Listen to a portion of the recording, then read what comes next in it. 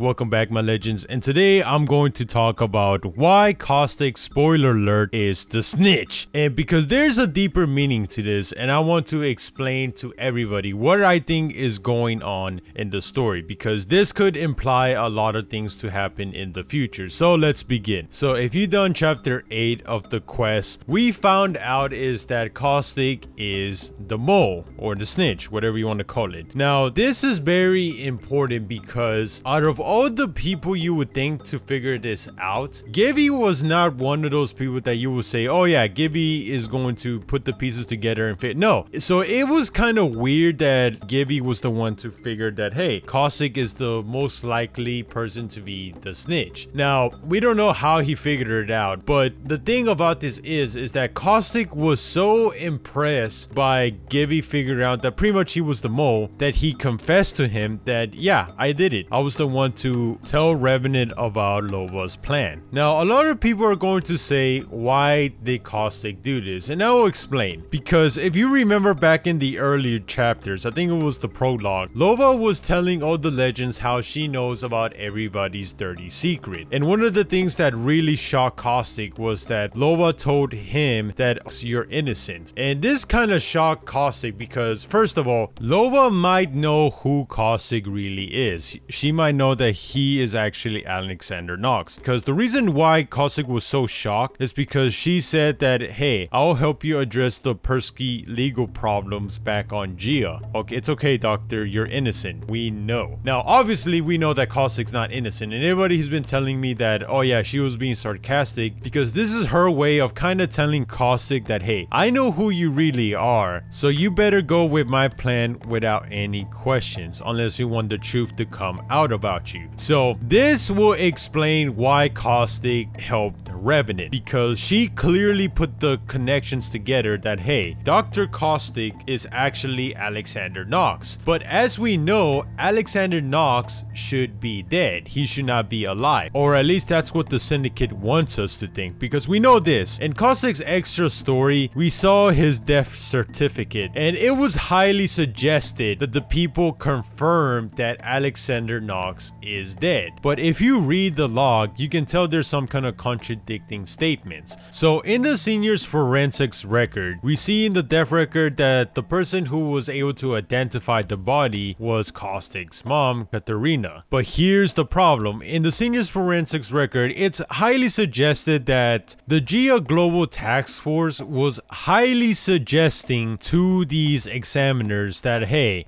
we kind of want you to declare Caustic or Alexander Knox dead. Now, the senior's forensics record guy, Dr. Francisco Trejo, he literally didn't add, unlike the other person, he just said, yeah, he was dead and just signed it off, but they needed another expert's opinion. So that's where they sent it to Dr. Tamara Griffin. Now, Tamara Griffin actually gave us more details of what happened to the body, and she clearly states that this body was burned beyond recognition. So how in the world did Katrina Knox, Caustic's mom, was able to say, yeah, that's my son? It makes no sense, right? And even says here that, oh yeah, this body has been out to decompose for, I kid you not, weeks. But because they found two fingers that were found 7 inches away from the left hand of John Doe's composed, severe by the impact of the blast, DNA tests confirmed they belong to Dr. Knox. So this, just because they found 2 fingers, they were able to guess that, yeah, this was Dr. Knox's body because of DNA. But we know is that that's not true, because Alexander Knox is still alive. He's taken the persona of Caustic, the psychopath gas killer. So the original theory I had is that Caustic faked his death with the help of his mom. That way he can go compete in the Apex games, so that way he can legally experiment on people. But there was something that was missing from that theory, is that it was kind of Gia Task Force wanted him to declare dead. Maybe because he was too hard to find, or they couldn't like capture him, so they're like, you know what, let's just let him go free and ignore him. But now this explains a lot, because in one of those extra lore bits that Apex Apex Legends likes to put out on their Twitter, we see Jacob Young and Shirley talking about what they're going to do with Revenant. So what happens is that in one of those conversations, Shirley starts talking about Caustic, and she says his real name, that Nox is too obsessed with science. Ever since he started getting parental with that girl, Watson, he's lost his edge. And then Jacob Young said, hey, don't call him Nox,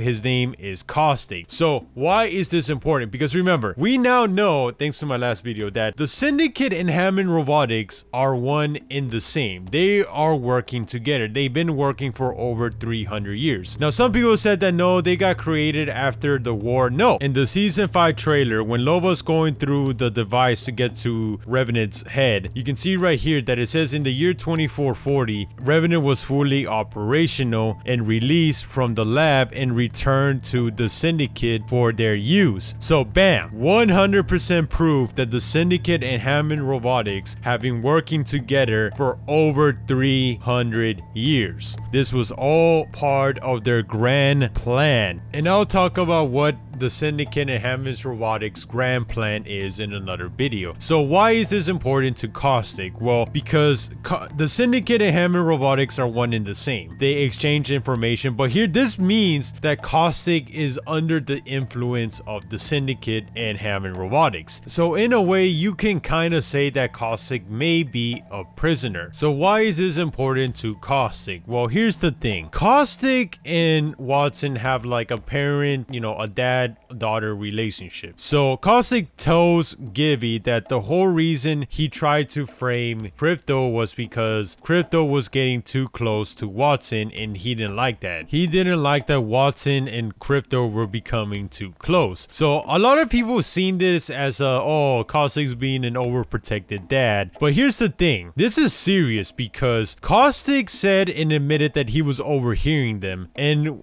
thanks to Frozen Fro, he put this on the Apex lore. He said that, hey, Caustic, when he overheard Smarty Pants, Caustic must have put the pieces together. Because I said in one of my podcasts that Caustic slipped up. He said that Crypto was going after the Syndicate. Now, I said, how in the world do you know that? How did Caustic know that Crypto was going after the Syndicate? I mean, yes, he's suspicious. He always says that, hey, they're watching you and you should have been more prepared. But here's the thing. Caustic, in no way, shape, or form would he be able to put that together unless he was getting information from the Syndicate and Hammond Robotics. Hey, there's this hacker like Crypto who happens to be Korean like Crypto and 31 like Crypto that may want to come get revenge on us because we might have framed him for something he didn't do. But yeah, keep an eye on him. Goodbye. So the Syndicate was very suspicious of Crypto. They always have been suspicious of him because they said that it's very suspicious that somebody like him has a very clean sheet and nobody really joins the games very cleanly. And the fact that he was also a hacker and just so happened to be Korean, and it's public knowledge because Tom Casillo said that if Mirage wanted to, he can look up Crypto's age. In fact, Watson even said that, yeah, he's 31 years old. So this makes you wonder, even if the 31 age is not true,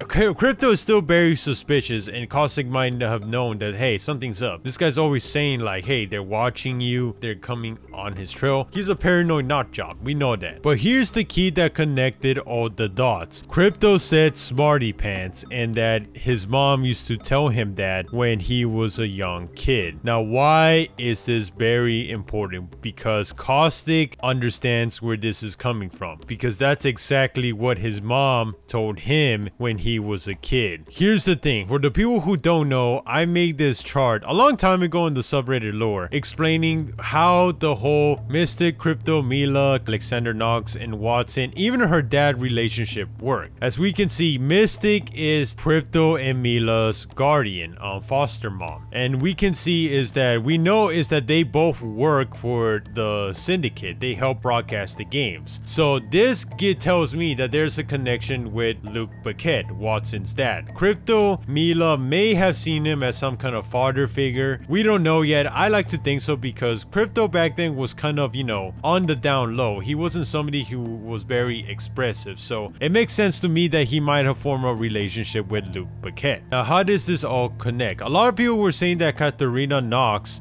is in fact Mystic. Now, if this is true, this will mean that Mystic is actually Caustic's mom. And this is big. Now this will explain a few things, because Crypto did say that in one of his lore screens where he sent a message to Mystic, he said that he met two big guys. He was talking about Gibby and Caustic, and that one of them reminded him of her son. So, we're missing a very important variable here. Why will Caustic go to these extremes to try to frame Taejun Park? Why does he want to hide his past from Watson? It's not like she doesn't already know you're a psychopath killer, but why go so far to hide your past and that you're Alexander Knox? Why you want to keep this fact away from Watson?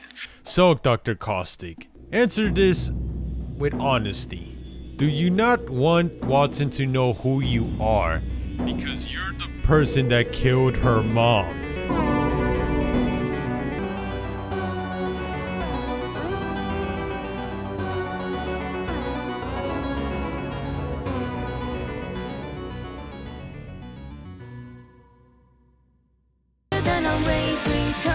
I'll keep on repenting for that night so